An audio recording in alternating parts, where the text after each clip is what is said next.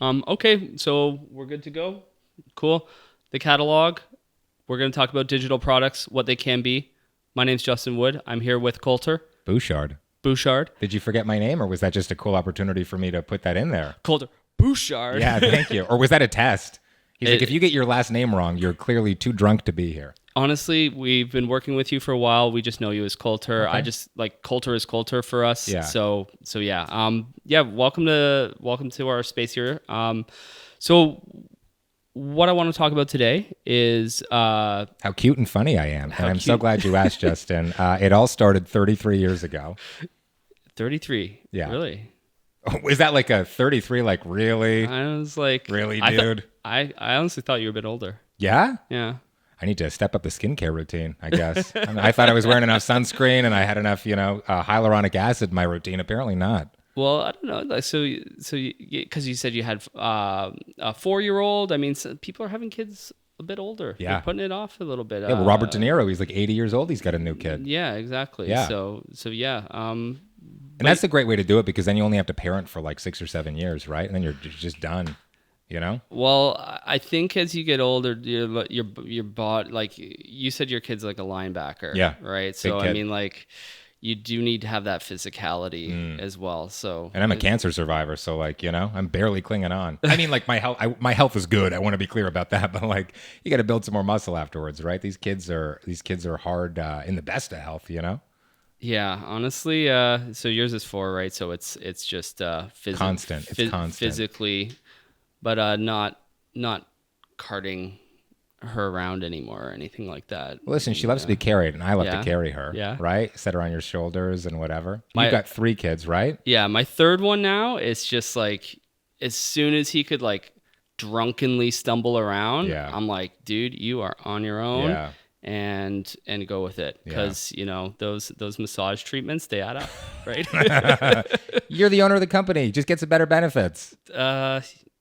That's an option, right? Yeah. Every staff member in the room right now is like, yes, Justin, we'd love some more massages. That'd be great. Yeah, I mean, I'm never getting invited back again. yeah. I come here, I cost you 10 grand or something. The benefits just keep climbing Yeah, and exactly. climbing. So we've done some work together on the agency side. I have a digital agency. You're doing your own thing right now. So tell me a little bit about your next chapter, what you're doing. You've done a lot of stuff with radio. Now you're going full in onto content creation, leaning in, doing it on your own.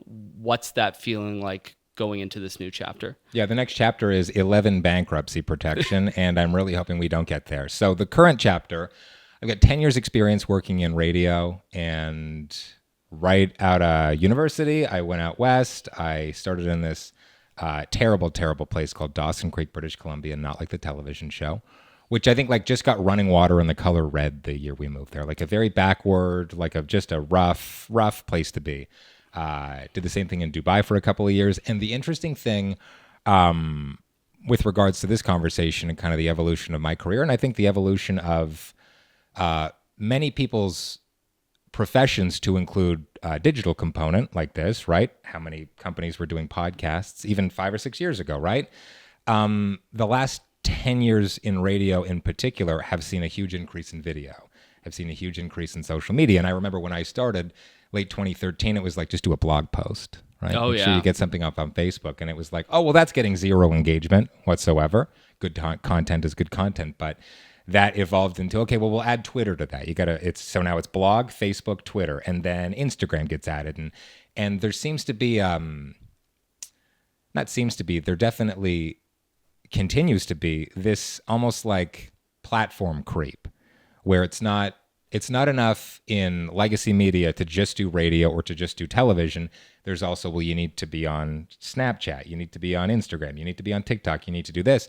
And so the question, I think, for a lot of people who did what I did and who continue to do what I did is, how can I be as efficient as possible? How can I take, and I'll use radio as an example here, how can I take the content that I'm delivering on air and repurpose that or leverage that to go online, knowing that like each online platform is different, right? There's content that you post horizontally is going to be consumed differently than content that you post vertically. And I say all this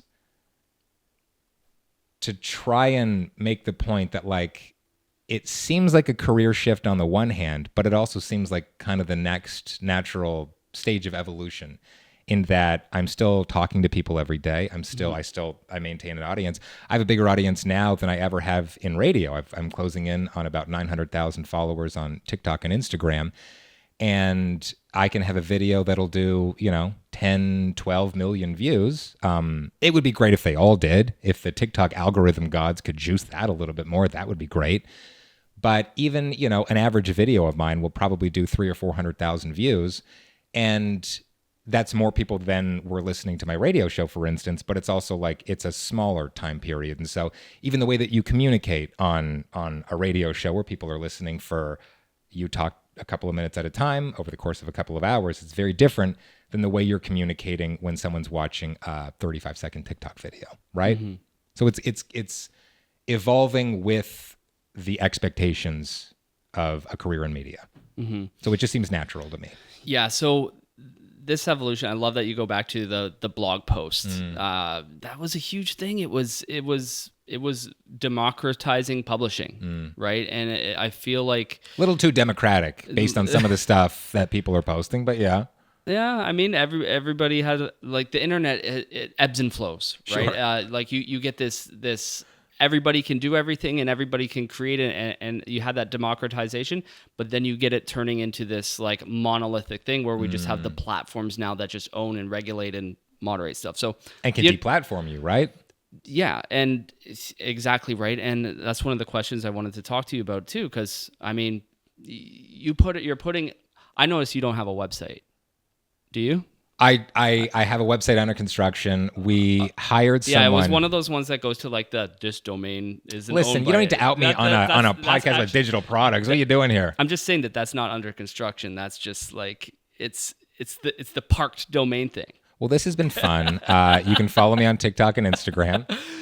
So, but that's what you own, right? Like, so like you're putting a lot onto these platforms, and do you ever feel like you're at like the whim of the platform? Oh, always, yeah. Right? And I mean, I did really well on TikTok before I also did really well on Instagram. Like TikTok came first, and my fear for a while was like, well, what if my TikTok account gets shut down? Right? What if you get a community strike? What if whether or not it's warranted? What if I'm offline for a couple of days during an appeal? Right? And so I put the same amount of effort into Instagram that I was putting into TikTok, and I've been able to grow that as well. So if one of them goes down, it's not the end of the world, right? But to your point about like owning your content, right? Yeah. Being at the whims of these social media companies, the goal for this year is YouTube. 2024 is YouTube. And so I've got the individual content that I do on TikTok and Instagram. I feature my wife and child a lot on there. I talk about relationships and parenting, and we'll get into, I hate the word niche, but we'll get into niches later in this conversation. The long form content that I'm doing is a podcast with my wife. It's also about parenting and relationships. And so having like the stool having a third leg now, TikTok, Instagram, YouTube. Again, if one of those goes down, I've still got the other two. If I lose two, I've still got the one. Website is insanely important, right? And as I'm growing more of the client side of my business, as opposed to just, well, you're always working with clients, but the production work that I'm doing for clients, as that takes kind of more of a 50-50 role with the partnered content that I'm doing with clients, where I'm essentially acting as a marketer and advertiser for them. That becomes insanely important, right? And having products like newsletters, for instance, having products like podcasts, for instance, where you own those outright. Insanely important. Yeah, and it's another thing to work on, right? It's like, as I grow my business, as I grow my team, I absolutely need somebody working on that for me. Yeah, and the thing is, though, one term that I really liked, you were talking about, different methods of distribution, and yeah, you can do all this stuff and just distribute at such a large scale and touch a much broader audience now, right? And what's your production like? What's your production team like? Is it just you still, or? No, so we've got a team of about 4 people. I don't have any full-time employees yet, but we've got a couple of part-timers, and I've got a freelancer that I work with. And this offers a lot of flexibility right now, where I'm not yet at the revenue level for client production where I can where I can justify having a team of, let's say, 4 full-time people, where I've got one person or maybe 2 people that are working primarily on production, people that are working on like an outbound salesperson. I've been very fortunate in having such a large platform. Almost all of my business is inbound, and I'm incredibly fortunate to be in a position like that. I know what it's like to do outbound sales. It's a lot. It's a lot of work, right? To have I'm just curious, what kind person of or a team of people. outbound sales have you done? Pardon Have me? you like knocked on doors before? I or haven't done sent door-to-door emails? sales, people, but I mean, like, I've worked in marketing before. Yeah. Like, it's a lot to like. Well, I don't necessarily know how many people are cold calling right now, but cold emailing, for Yeah. instance, right, or sliding into DMs. So I guess I'm the outbound sale for most people, but having a team, growing a team. I mean, you and I talked about this before we started recording a minute ago, which is the more time you have, the more you can delegate, the more time you have to focus on the higher level stuff with your business, to focus on the higher ROI stuff, the bigger you're going to be able to grow your business, the more you're going to be able to have more fun doing the things you most enjoy, as opposed to, okay, well, I have to be a bookkeeper, and I also have to be on location at every production, and I'm also editing everything. And I'm not saying that I'm still in that place, but a lot of people that are starting a business like this or starting to do work like this, you need to know how to do everything. And it's impossible to expect everybody to know how to do everything.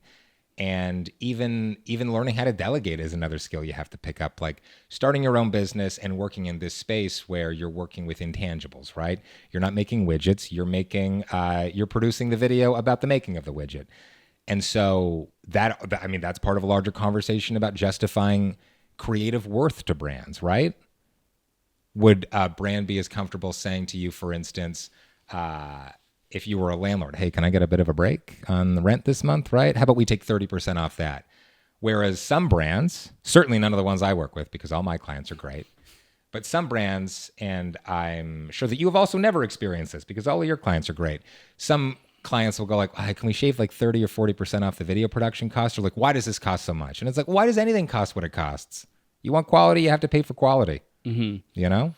Yeah. The thing that's really crazy to me as well, like for freelancers and stuff to be able to get that level of views and audience, that's something special. I think you see so many people turning to I want to be a content creator because there's so much more access to that audience right now, and you don't need, like, going back to radio, like what's a production team on a video set, right? Oh, one person. Maybe Yeah. you've got a producer. Yeah. Maybe you've got a producer. Yeah, but even like the quality of video, if you look back a couple years, to do that, like what you would say vertical, or is it horizontal video stuff, it was a big thing. It was like, Yeah. oh, you want to do video? Well, that's going to be a huge production. Now it's like everyone's just popping down their tripod doing it. But does that mean it's necessarily good production, or does that just mean when we talk about like the democratization of lowering the barrier to entry for video production, for Yes. instance, like, yeah, consumer products have come down in price. We see cheaper versions of things, right? You can pick up a tripod off of Amazon for $40 now. Is it going to be great? I don't know. If Amazon wants to be a sponsor, it's top notch. You should keep buying that. link in description. Sure.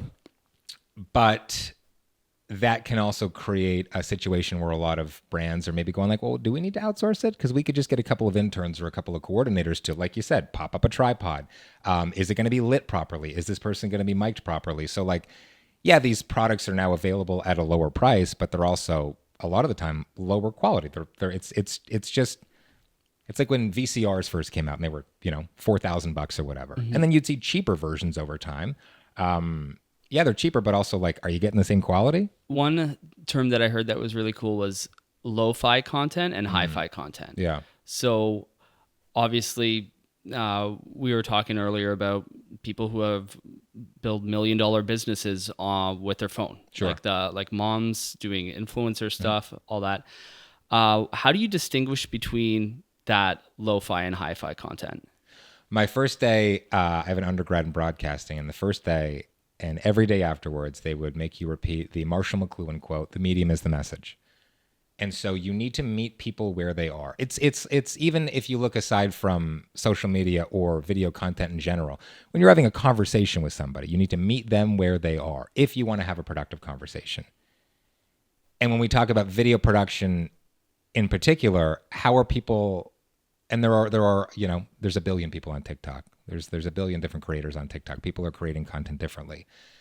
But in general, people are looking at it in vertical, right? Vertical format. And they again, everyone's different. There's always the caveat, everyone's different, everyone's unique. But the content, I'll talk about me in particular, the content that really does well for me is when people feel like they're having a one-on-one conversation with me. And that's something that I've taken from 10 years in radio as well, where we talk about not the audience, not the listeners, but the listener. And so on TikTok, for instance, it's the viewer. And so I want it to feel really intimate. I want to be able to be vulnerable. I want to give a lot of information about myself, about my family. I want to be able to like tell that story in an intimate way. Content, the horizontal content that I do would be like the podcast that my wife and I do. It's called Playing House. We get vertical clips as well, which less context, right? It's shorter. It's a little bit punchier, but horizontal content that's going up on YouTube, that's a completely different audience, right? That's those are people that are willing to sit down and they're not scrolling as much. YouTube Shorts aside, they're willing to watch 7, 8, an hour-long video, right? As opposed to people on TikTok, people who are watching Instagram Reels. It's more of like, I want that instantaneous dopamine hit. You're still getting a dopamine hit with a YouTube video, certainly, but there's, and this is going to sound odd because TikTok, people who are on that app tend to stay on that app longer, but they're less invested, I think. Unless, of course, you're going to somebody's, you see a video and you're going to their page and you're doing kind of a deep dive on that individual creator, but it's like you have a second, maybe 2 seconds to get somebody's attention on TikTok. And yeah, it's still the same first 5 seconds on YouTube or whatever, but it's you're speaking to people differently on all of these platforms. If I were to give the same content, deliver the same content in written form, for instance, that's a completely different way that I'm communicating with an audience. If it's like I said, release a podcast, I would say our audience is about 50-50 split on watching the video version of it versus the audio version of it. But also, like, I need to make sure that while we're doing the podcast, recording the podcast, I'm serving both audiences. And if we're doing something that's very visual, I'm making sure that I'm describing it as I'm saying it. And again, like, all of this goes back to my time in radio. That was a great training ground. That was a great foundation for where my career is now. And similarly, if it's the video version, like the content needs to be good enough that the video is not just a distraction. The video is not a crutch for bad content. Does that make sense? Yeah, totally. I feel like lots of people are sometimes confused of, like, you said you wanted to go more into the YouTube world going into next year. How are you approaching going more into that world, coming off of a lot of success on that TikTok side of things? How are you approaching going into that with YouTube? I'm trying to take, as in all things, a holistic approach. So it's not, okay, well, I'm focusing on YouTube and like TikTok and Instagram are going to fall by the wayside now. I'm used that three-legged stool metaphor earlier. Like they all support each other, right? And so the content that I deliver on YouTube, that's horizontal, it's more long form, I'm able to take shorter verticals from that, right? And those have two purposes. Number one, it certainly drives people to the long form content, which is what we're trying to do. But also, it shores up the other vertical content that you've had. And as long as there is cohesion we talked about niche earlier, or mentioned niche earlier, as long as there is cohesion between the content, the long form content and the short form content that you're delivering, it's going to be able to like buttress the overall content that you're delivering, right? And also, like, it not even mixes it up for people. It adds a good flank to it, because if people on TikTok, for instance, are used to seeing videos of me, like tight 45-second videos where I'm just talking to the camera, it's just me. Maybe I'm talking about some pictures that are behind me. Maybe I've written out, I've got something that's scripted or whatever. They're able to see me, but they're able to see me now that I'm posting a vertical clip from my podcast. They're able to see another dimension of me. So it creates this like well-rounded or more rounded, I guess, overall experience as far as how I'm approaching YouTube with the same, like, with with the same storytelling, with the same quality of storytelling that I've been delivering, the same engaging content, but that's like me learning a new audience, right? That's me giving that audience what it wants, what it's searching for, which is going to be a little bit different than what it's searching for on Instagram and TikTok. So that's where it can feel overwhelming at times. And certainly like when you're first starting out and it's just you, like I'll talk about this workshop that I did in Atlanta for some mom creators. I'll get to that in a bit, but talking to some of these people that have teams of like half a dozen people that are working with them, it seems a lot more manageable. But when I think people have this idea, and this was certainly me even a year ago, had this idea of like, well, what if I went full time with content creation, whatever that looked like? Can I do it on my own? And yeah, but at a certain point, you're limited by, you can only get as big as your two arms can reach. And so taking a few calculated risks, certainly in the investment in my studio, building that podcast set, investing in good motion picture equipment and good lighting and good audio and all of these things, but also investing in my time and going, okay, well, I need to hire a bookkeeper because this is getting a little bit bigger than I can manage with these two arms. Otherwise, I'll just be this big forever. Or I'll owe the government a bunch of money at the end of the year. Getting a producer to sit in and produce our podcast, which we finally have, which is great because I can now fully focus on, we've got a producer here today. I can fully focus on this conversation. This was me in my studio at home. I'm like constantly like, are we still, like you have those intrusive thoughts. You're like, am I still recording?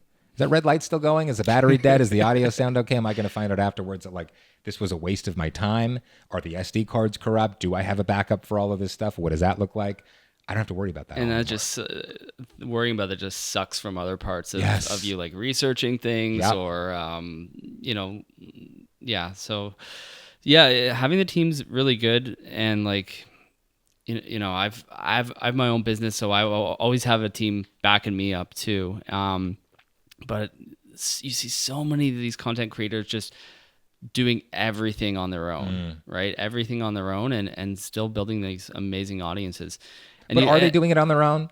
Because that was my honestly, assumption. And then I meet creators and they're like, oh, like I've got an assistant. I've got a couple of producers. I've got a separate person who's an editor. That's I have true. a person who just films. I have someone who is like an office manager for all of these people. It's a huge industry. Yeah, and it's the industry that if you look at like my daughter, she's 7, like the number one thing that kids want to be is YouTuber, right? So I feel like I've won the lottery. Like it's hard work, it's luck, it's a lot of things, but like this is work. I don't want to, it's a lot better than like when I used to be a dish pig. It's a lot better than like when I was waiting tables. It's a lot better than a lot of the crappy jobs that I've had over the years. Bartending at a casino in a oil town, like there were a lot harder things to do. And so I get frustrated when I see content creators that don't really take it that seriously. Not that you have to, it's your life. Do whatever you want. But the opposite of that is I get really energized when I see creators that are like, oh, like this is fun and I really enjoy doing this. And I'm very lucky, first off, the gratitude, very lucky to do this. But like, this is a 9-to-5 job. Like this is 40, 50, however many hours a week. yeah, Right? Like this is serious. more than that. It's the record button has to be on all Yeah. the time, right? And how do you balance life with always having that record button on, always knowing that there's something there's another piece of content that needs to be filmed. Sure. Like how do you manage that? Well, I don't vlog, and that might be another tool that I add to the arsenal. I think that like with any, how often have you, or how many times in your life have you like started a diet or a gym routine? What's that one? 75 hard? Anybody in the room done that? 75 hard or whatever it's called? Do not ask me about any of Do you know what I those. mean? Or like P90X, which I think is like the millennial version of that. Bowflex maybe, or what's the Bonos or the Peloton? Yeah, I don't know. Well, like whatever you're doing, like it's got to be sustainability in everything. Yeah. Are you able to like, can you, if you want to put out 3 long form videos a week, are you able to do that without burning out? And are you able to consistently deliver quality? Are you able to go to the gym 7 days a week? I mean, yeah, like eventually. Is that necessarily the best for your body? I mean, everybody's different. But like starting by going to the gym once a week, driving to the gym and like going on the treadmill for 10 minutes, like baby steps. And so I'd love to add vlogging to my arsenal if it makes sense one day, especially when doing like family content and couple content. Again, remaining within that vertical, remaining within that space of like parenting and relationships for me. But the kind of content that I do, it's intentional. It's a lot of it is I take a lot of pride and I take a lot of care in conception. Some of it is scripted, some of it is not.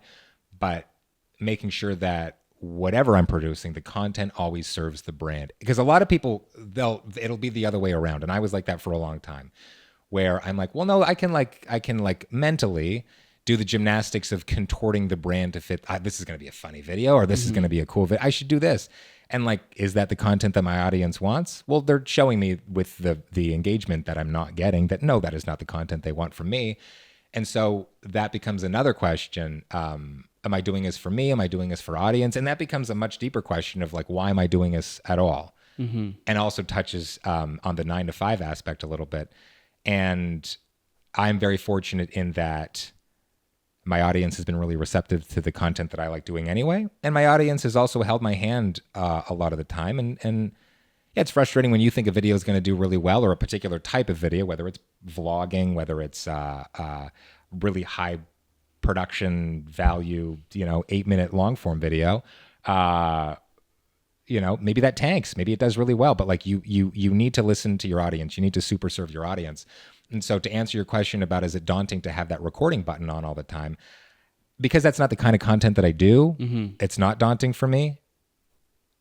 And it's also not daunting to me because having done radio for 10 years, like where you're doing a live 4-hour show every day, my brain's constantly thinking of like, how can I turn this into content? Yeah. Not as a chore, but like, how can I tell this story? And I'll bring it back to what we spoke about earlier about the medium being the message, and how I need to be able to tell this story different ways for different platforms, right?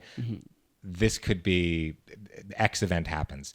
That could be a really great 5-minute conversation on my podcast with my wife, or it could be a really great Instagram live or TikTok live where people are able to engage with me. I also need to be able to tell that story in a far different way when I'm delivering it as a 45-second vertical video, right? Or if I'm on the client side of things, on the production side of things for me, with my production company, where I'm communicating with people on, let's say, LinkedIn. That's going to be wildly different than when I'm communicating on like a business to customer You're doing level, LinkedIn. right? You're going to be doing some LinkedIn stuff. Listen, I we saw, need a 5th member of the team. I need someone just for LinkedIn. Then we're honestly, LinkedIn. I'm excited about LinkedIn. It's turned into this really boring resume site into lots of good professional people. Sure. What I liked about LinkedIn, it's becoming more honest platform. It used to be a place where people would call me and go, well, I got my new job. Look at me. Did a thing. Yeah. Now it's now people are saying, people are getting real on LinkedIn and talking about burnout, talking about a lack of corporate loyalty, and from the corporate point of view, a lack of employee loyalty. And I think it's a chicken and egg situation, but but people are actually being real and having good conversations on there, which is, I would never have imagined that. I want to talk a little bit about brands and content creators, because I think that's a really interesting intersect right now.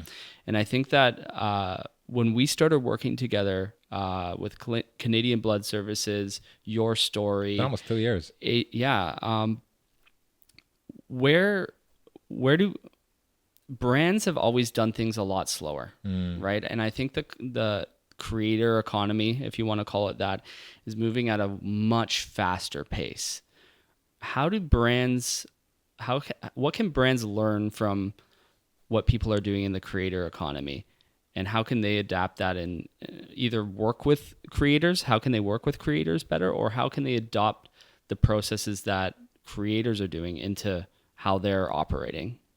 Paying on time, number one. That's number one. Trusting creators more. I think often a brand will go, we've invested a lot of money, and understandably, we've invested a lot of money in this marketing approach. And these are the 27 key points that we need to get across. And we want to tell a creator what to do. Well, if you want to deliver a message in a certain way, find a creator that fits that. I think there's sometimes you've used the word disconnect a couple of times. I think that there's often a disconnect between brands have a marketing strategy they want, and maybe the marketing director or someone on the team goes, I follow this TikToker. I follow this person on Instagram, wherever, YouTube, and their content's amazing. And I just really want to work with them. And like, I've been the recipient of that good grace and good fortune. And I love that. And I've also had the incredible fortune. I mean, like with Canadian Blood Services in particular, they're like, we love what you do. Here's a couple of like must includes. Here's the call to action, but like, you do you, boo. Mm-hmm. And, you know, maybe there's a revision. Maybe it's like in the conceptualization stage. Pre-production is very important because then you save time in production and in post-production. But trusting creators more and going, you're attracted to this creator and this creator's audience is attracted to this creator because they deliver a certain kind of content and they deliver it in a certain way. And so, like, give them the money, give them the brief. You're approving the content as the brand at the end of the day. But, like, just trust the process. Or if you're uncomfortable doing that, pick a creator that's going to deliver the content that you want in that particular way that works for their audience, right? Like there are certain brands that wouldn't really work for my audience, right? Like mine's more of a, I mean, listen, is all of the content that I do family friendly? Like define family friendly, I guess. But there are certain brands that I work with, and there are certain brands that I really like are aspirational for me that I really want to work with. Am I necessarily going to welcome as a client like an online casino? Well, no. I mean, I don't necessarily think my audience is interested in gambling content, and also like that's not the kind of content that I'm producing, right? And you didn't like working at the casino anyway. No, I didn't. So like PTSD, right? There are, but that having been said, like that's an online casino. An in-person casino that's like, we would love to, here's a perfect example. Yeah. So one of my clients is Woodbine Entertainment. Now, I'm not much of a gambler. I have never been to a horse track in my entire life. And I've built, and we'll get into relationships, I'm sure, as well, but like that's fundamentally the most important thing when we're talking about clients and creators and business in general. But the reason that that's such a good fit for me, again, I'm not a gambler. I've never been to a horse track before, but Woodbine Entertainment wanting to grow, wanting more people to come for like the other things, the fantastic food, the fantastic, like just the environment of being there, like taking your family with you, going on date night, dressing up. I was going to say, that's fun. Can you wear the fancy hat there? I will also have a fancy hat. I will have my wife and I matching fascinators. But like that's an example of like when you're talking about gaming on a broader level, that like an online casino or that kind of thing, like, listen, I'll have a conversation, but maybe that's not the best for my audience. And maybe that's not a great return on investment for a client. And that's where those relationships come in. That's where those conversations come in. Because like Woodbine Entertainment is also a gaming establishment, but like I'm selling a different part of that to my audience. And I think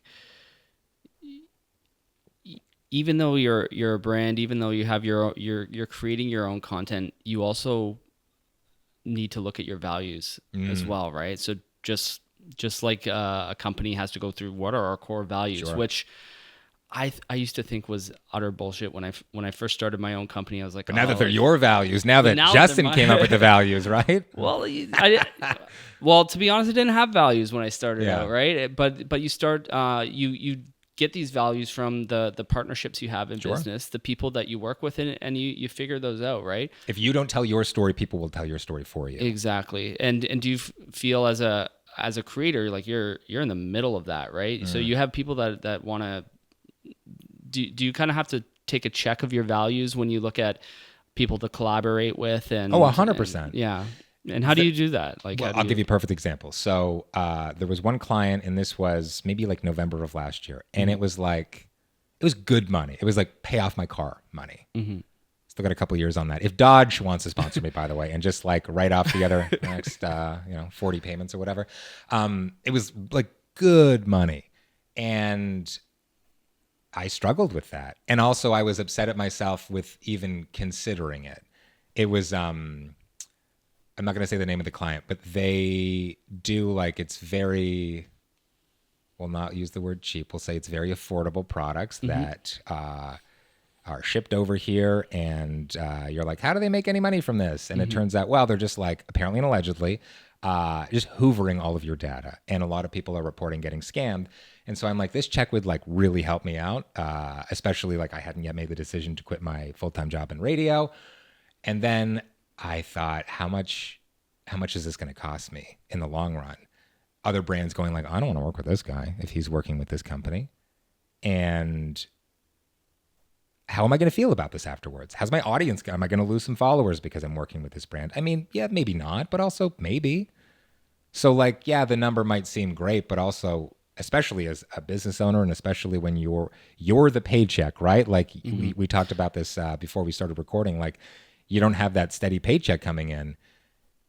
You've constantly got to be thinking like 2-3 steps ahead. What is this going to look like for me? And also like, do I work with a brand that's maybe not paying me what my rack rate is, but like I take a gamble on it, and then it ends up turning into a long-term relationship, right? Where maybe you're taking like a 40% haircut. I'm not advocating for this, by the way. Maybe you take a 40% haircut on like a trial balloon project, and then the client's like, I love it.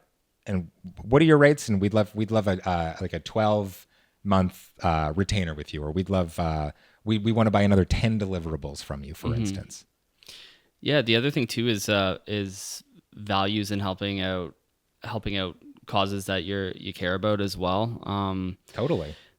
The thing about any of the energy that you put in, it's always going to be a risk in some way or another, right? And you, because your time and what you put is valuable, you have to assess that risk and do things that you're also. It's not always about the paycheck. It's also about your wife leaving you because of a lack of paycheck. That is also a consideration. Yeah, but it's also about what you can get back from the conversations that you have, how it helps build your audience and what your audience gets from it as well, right? So Canadian Blood Services in particular, and I know you're reading the comment section just like I am. The amount of comments that are like, this is a partnership I can get behind. Yeah. Right? Like, I was going to say, not to toot my own horn, to absolutely toot my own horn. I'm a 2-time cancer survivor. I had a stem cell transplant. Canadian Blood Services has been there for me. They are the reason that I'm alive today. Without a stem cell transplant, I might not be here drinking this fantastic tea, by the way. You did a great job. Perfect cup. First off, like, there's a lot more flexibility working with a brand like that because it's a total values match. And also, like I mentioned the audience a minute ago, my audience is very familiar with my story, is very sympathetic to that story, in many cases empathetic. You know, cancer touches, unfortunately, about half the worldwide population. And it's just a perfect fit. And so, yes, that's a branded post, and I'm receiving money for that, and I'm very upfront about that, the branded tag and all that. But also, like, people are willing to watch that. People are willing to support that. People are willing to sign up and donate their precious fluids, right? We had one video alone. I think like 2,100 people signed up from that one video. Yeah. That's insane. And for me, having, when my team's working on stuff and we're coming in and we're not just talking about how much, insurance policies we sold. Sure. We're talking about how many lives we saved. That is like a fist pump moment. Yeah. So, and it's great, right? So, but going back to how you align your brand, and like, you've built this audience and they trust you, right? Like, that is so important to me. So is that audience trust. How do you maintain that trust and stay true to it while also building a business? It's a two-way street. I mentioned earlier that your audience will tell you what it wants, and that's a lot easier to see when, you know, you've got 900,000 audience members versus like a couple of hundred audience members, where you're like, is this video doing terribly because it's not hitting with my audience, or is it doing terribly because I have no real traction yet? And it gets easier to tell as time goes on. When I have a video that does a couple of million views in 24 hours, I'm like, all right, this really hit, and I need to see what other like avenue to take with this. How can I expand on this? How can I maybe leverage this? If it did really well on TikTok, how can I make sure that same kind of content, that same story, and maybe it's just as simple as a repost on Instagram or YouTube Shorts. If it does really well, maybe that becomes a larger topic of conversation on my podcast. I think also the fact that I, in particular, am vulnerable about all of these things, and I'll take it back to radio. Like, I would get chemo at 7:30 in the morning, earliest appointment you could get, and then I would go and do a radio show that day. Took a couple of days off here and there, but like I was very upfront about my cancer treatment, and even like pulling back, breaking the fourth wall on with my digital content, talking about like we're really excited. So for season 2 of my podcast, we've welcomed a sponsor for this. I'm very, very excited for that. Season 2 of the podcast launches April. No, we're already done with April. Whatever I don't know what the day of this coming Monday, whatever that is. That'll be season 2, episode 1, and we've got a sponsor secured for that whole season. And like trusting my audience that they're going to give me good feedback, that they're going to tell me what they want, and that they're going to engage with my content. That's the trust coming in. That's the one way. The other way, the way that the trust is going out, and the way that they can trust me is that I'm going to hold true to my values. I'm going to consistently deliver quality. And like even standing by your values, for instance, I am in an interracial marriage, and we talk about that a lot, especially in the context of like raising a child, right?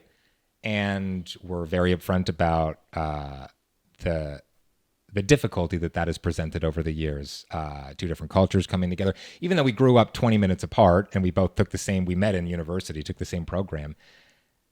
That has created a lot of stress over the years, like internally with the 2 of us, right? And like knowing that we each need very much to go to therapy, and we've been going to therapy individually for several years now. We also have a couples therapist, and I think that that's very important for every couple, regardless of the stage of your relationship. I think it's kind of like changing the oil on your vehicle, right? You don't do it because the engine is seized. You do it so that the engine doesn't seize, and so that the engine is well taken care of. But we talk about the terrible verbal and emotional abuse that my wife has suffered, right? People calling her slurs, people referring to her in incredibly depraved ways.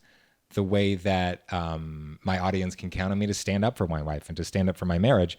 And the way that I take such extreme pleasure in not getting a terrible content or comment. That would be awful. I love it when people say mean things about me and my wife, but like responding to that and highlighting that.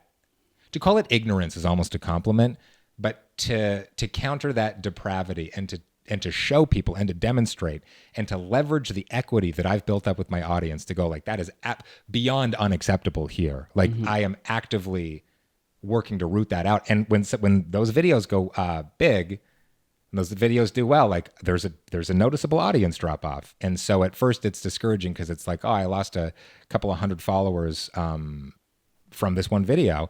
But then as the video reaches more people, and I'm not saying I'm defending my wife because it's getting me, an extra 10 or 20 or 30,000 followers at the end of the day, like net increase from this. But like, I want to get rid of the bad followers and welcome the good followers. Yeah, it's like in marketing, it's like doing an email subscriber list. It's, people say, oh, don't blast it, you're losing your subscribers. Well, it's just like starting with your list is, I always say there's 2 things that you can own on the internet. One is a credit card number, and the second is an email list or an email address. So what are your thoughts going into what TikTok might be having uncertainty around that? How are you planning for that? I mean, certainly as a Canadian, you are a little bit insulated from that, right? If TikTok has about 1 billion users worldwide, the United States represents about 170 million of that. So about 20%, right? 15 to 20%, which is certainly not negligible.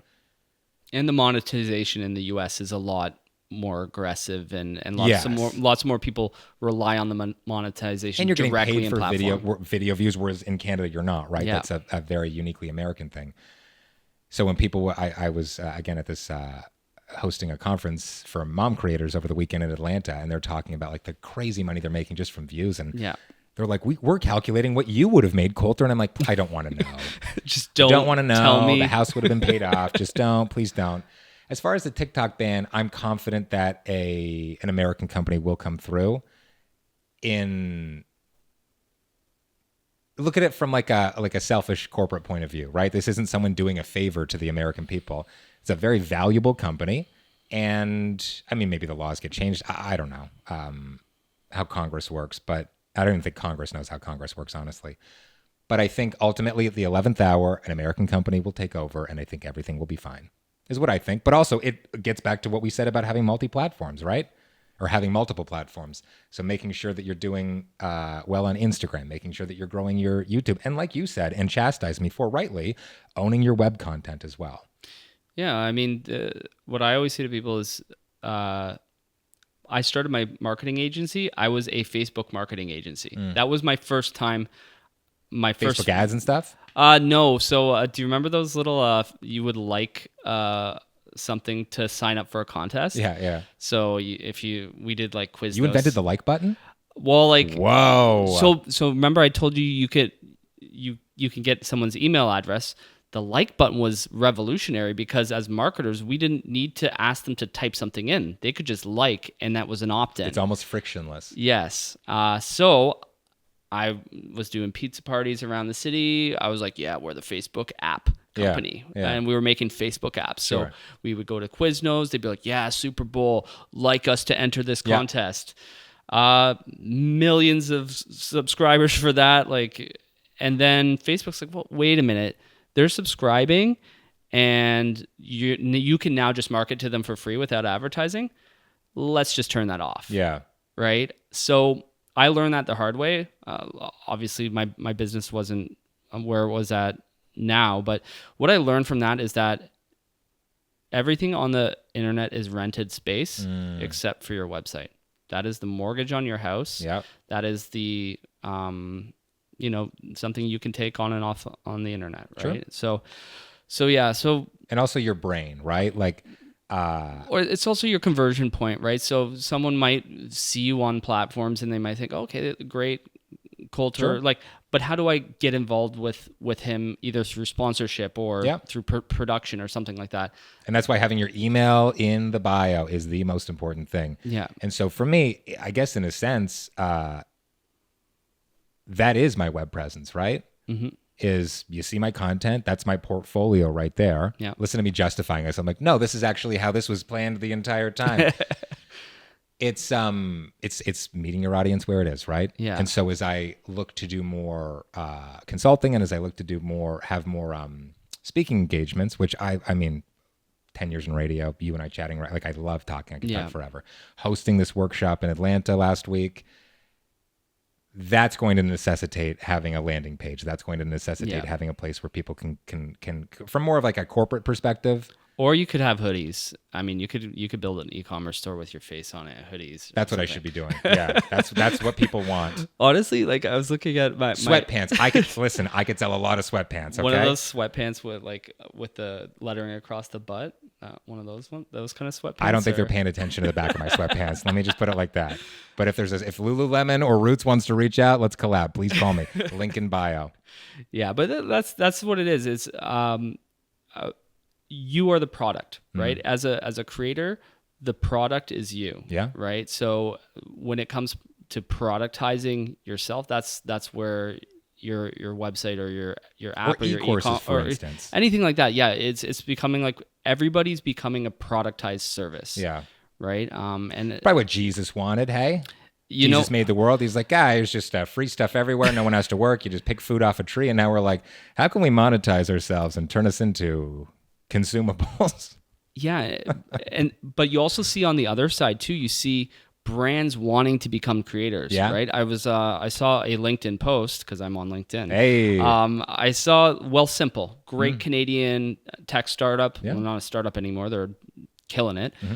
When I first met them, they had a spreadsheet and they were just getting people's emails into spreadsheets. But, and likes, just like us, right? But I just saw their head of content. We're building a studio in the space, right? And so those brands are starting to build content creation into what they're doing. What advice? But they're getting it so wrong, right? Because like you said, when a brand comes to you to build an audience, it takes vulnerability, it takes trust, it takes realness. And that's something that a corporation, a big, giant corporation, tends to be the anti of, right? So what advice would you give to a corporation that's saying, you know what, we're going to build our own audience from the ground up? Because startups, everybody wants to innovate, but innovation works without, it's hard to innovate with guardrails. And you can't do this, you can't do that, you can't swear, you can't. So how would you say, what fundamentals would you say to these brands can they take into doing their own content? I would say email info@koltertalks.com, Kolter with a K, Kolter talks, that's what we're doing now. I'm a huge supporter of doing what you're good at doing and paying others to do what they're good at doing. So does every company on the face of the planet need to build its own production studio, need to invest? I mean, in my home studio alone, and I was very careful to have equipment. I've got one of my cameras here today getting some behind-the-scenes footage. Very consciously bought equipment that I could also take on the road, that I could use with clients. And my equipment investment is about $55,000 so far. Mm-hmm. And I also put out a really great product, right? Like if you look at my podcast, for instance, versus a lot of other podcasts, certainly ones that are self-produced, there is a marked difference in production quality. And it gets back to what we were saying earlier about lo-fi versus hi-fi content. Does my audience want nothing but hi-fi content? No, my audience wants, as most people using vertical apps want, more of an emphasis on lo-fi content, but I think a good balance between the two. Do you necessarily have, as a corporation, even a large corporation, do you have the know-how? Do you have the existing staff? Do you have the space? Do you have the resources? They don't, most of the time. To build a studio, right? Like you just, and also like, okay, what are you doing with that? And you were saying earlier, like, well, you can't do this, you can't do this, you can't swear.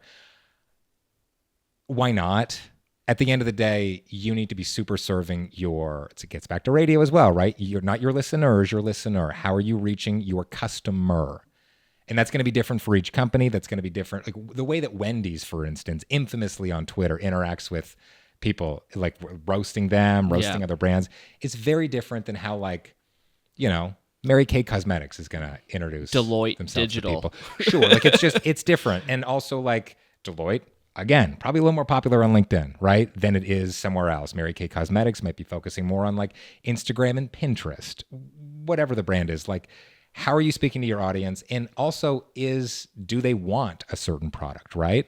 I work with clients, and the way that our relationship when I'm working with clients is, I'm not looking to replace your marketing department. I'm not looking to replace your social media department. I'm not looking to replace your communications department. I'm not looking to displace anybody.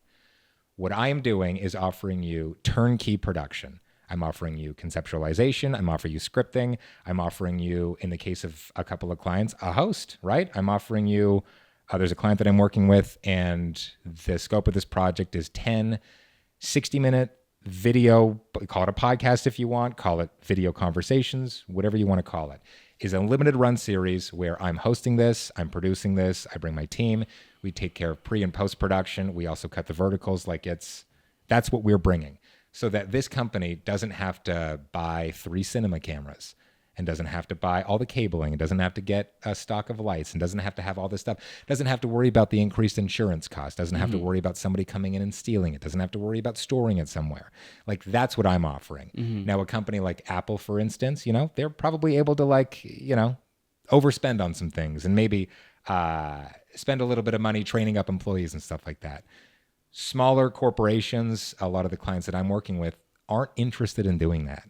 They're like, just, you take care of it. I mean, the production stuff aside, I think there's something about storytelling that they just often miss, right? You have... And that, again, I'm a storyteller first and foremost. Yeah, and like the market, like how you write and produce for marketing, it's like you have to relearn that. And what you'll see is the ones that do it right are doing editorial well, right? I come from it's trusting your creators, right? Trusting your staff. Exactly. So, but yeah, and then the other thing too is just hire the professionals, right? So like, there's so many creators out there that have, it's one thing doing the production and doing things in a certain way because everybody's got their own style. Sure. But it's also from an advertiser's perspective, you got the audience. Yeah. And those creator audiences convert better than any ad platform right now. Because they trust the creator. Because they trust, right?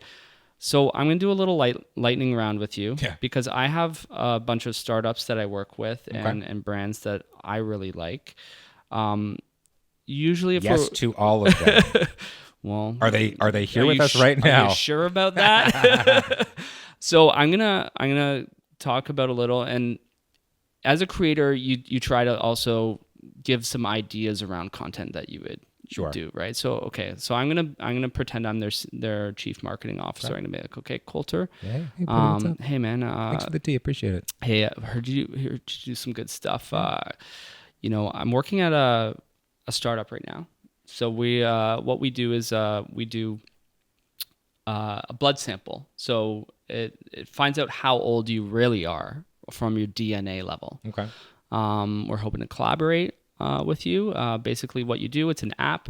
I'm going to take your blood sample. It's going to be very non-intrusive. It's just going to be a patch that you put on, and then you said you're 33. Wait, I saw 33? this movie. Wasn't Yeah. this Elizabeth Holmes? Isn't she in jail right now? No. So I'm gonna tell you what your actual biological age is, and the app is gonna give you recommendations on changing your lifestyle. Okay. What can we do for content? So off the top of my head, I can lean on my health story. I can lean on the fact that, like, I've been through some pretty traumatic stuff. I want to make sure that I'm taking the best possible care of myself, right? I want to make sure that I'm staying healthy. And also, like, I'm a business owner and I'm a parent and I'm trying to, like, hang out with my wife once in a while. I don't necessarily have time to, like, research all of these things I need to do for myself. I know I need to exercise more. I know that I probably need to eat better. But, like, when it comes to diet, what kind of diet do I do? Do I do the Mediterranean diet? Do I do keto? Do I do high fat and also high carb and I don't know. Do I eat a lot? This could save me time. This is going to give me peace of mind. A piece of content that I'm doing is maybe it's a walk and talk. We talked about vlogging earlier. Maybe it's like 60 seconds of what my day looks like, how hectic it is, and how better health, aided by this app, aided by the information that it's giving us, can help my workflow. Like professionally, personally. That's what I'm thinking. You're Cool. watching me, especially with something like a medical device. You're watching me, like, put it on. Yeah. It's taking away the mystique of, like, oh, is this like a needle? Is this going to hurt? Where I'm just, like, brushing my teeth and putting the patch on my arm or taking a sample or whatever it is. I'm taking my daughter to daycare. I've got all of these things. And then I'm able to, like, collaborate. I'm able to have, like, the information from this, and that's able to influence. I use a meal service. I'm able to, like, dial in the meals that I want from this meal service to just, like, streamline everything so that I can spend more time living.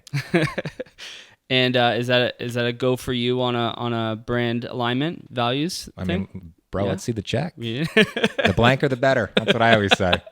All right, cool. Second one, life insurance. Bought that 3 months before I was diagnosed with cancer or knew that I had cancer. Yeah. Really happy that I've got life insurance. Again, like, touching on the fact that I've got a young family, it's important. When my wife was pregnant, we were like, we need to get life. And what happens if something happens to one or both of us, right? Yeah. Like, we want to make sure that our daughter, if this gets so dark, this is getting depressing. If we both die, our daughter's got a couple $1,000,000 to whatever. But, like, to make sure that your family's able to prosper in the future.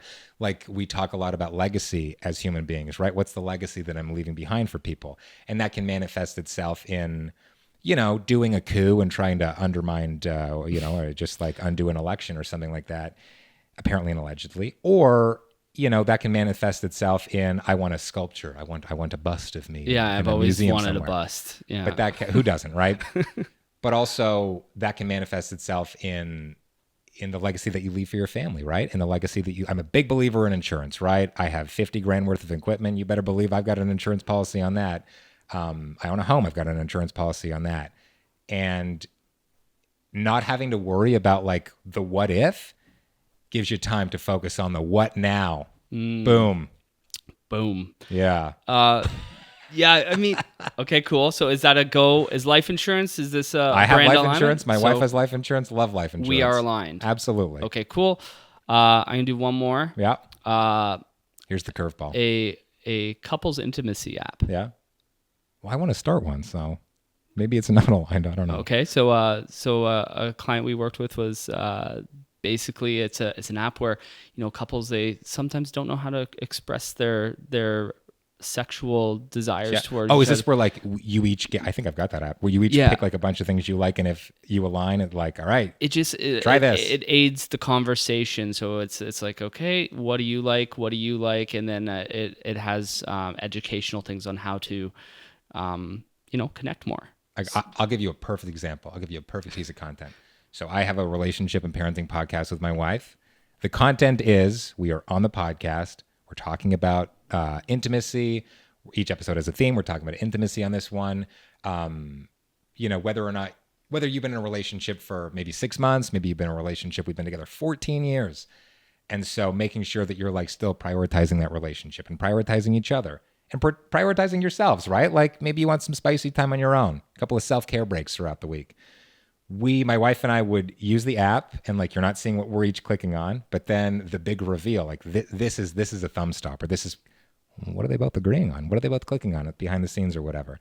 And then we reveal the things that have come up, right? It's going to actually be a multi-part video because the first one is we're revealing half a dozen things that the app is saying, you both want to try this, you haven't done it, let's give this a shot. And then we've got 6 other videos we can do, each one of these talking about that particular activity together. Oh, that's total cool. alignment. Yeah. Oh, so it's like the alignment's already happened. I absolutely. Listen, I have a very horny podcast with my wife. Very horny. That's awesome. So yeah, this is good.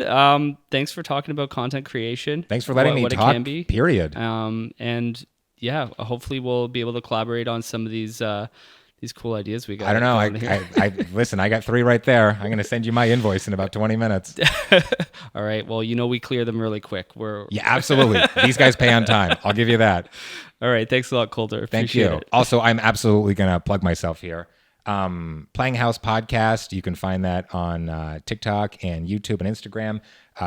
Follow me at Kolter Talks, Instagram, TikTok, wherever. Kolter with a K. And OnlyFans coming soon. Hey. And you will be too. Those legs look cleanly shaven. You like these, eh? Like these, eh? Oh, nice. Awesome. Thanks a lot. Thanks for having me. This was amazing. And thanks Cheers. for the tea.